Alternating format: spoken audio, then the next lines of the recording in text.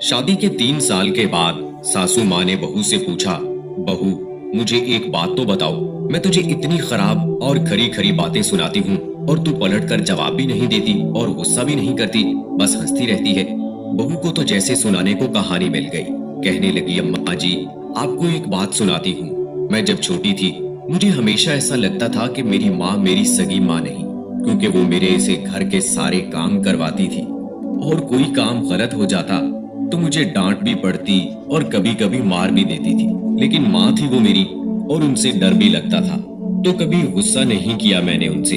यहाँ तक कि मैं कॉलेज से थक कर वापस आती तो आते ही कुछ देर रेस्ट के बाद मुझे काम करने होते थे। फिर जब मेरी भाभियां आई तो तब तो जैसे मेरे काम ज्यादा बढ़ गए।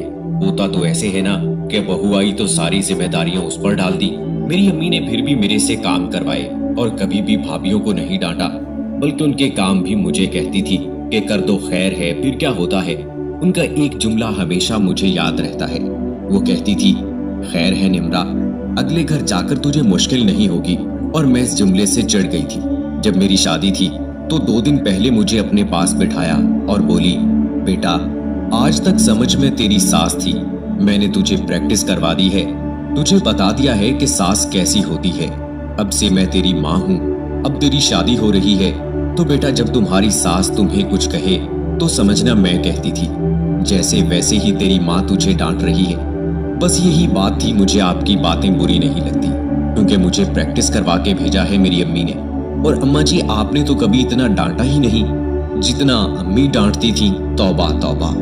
बहू हंसती हुई किचन में चली गई और सास सोचती है कि वाकई बेटियों की तरबियत ऐसी करनी चाहिए। दोस्तों के साथ जरूर शेयर कीजिएगा और इस वीडियो में कमेंट करके हमें लाजमी तौर पर बताइएगा कि आने वाले वक्त में आप किस तरह की वीडियोस देखना पसंद करते हैं। और अगर आपने अभी तक हमारा चैनल सब्सक्राइब नहीं किया तो फौरन सब्सक्राइब कीजिए, साथ बेल आइकॉन पर क्लिक करें ताकि मज़ीद आने वाली वीडियो जो वक्त का वक्त आप लोग इस चैनल पर अपलोड करते हैं वो आपको वक्त पर मिलती रहे और आप इससे मुस्तफीद होते रहें। वीडियो तक हमें दीजिए इजाज़त, अपना ख्याल रखिएगा।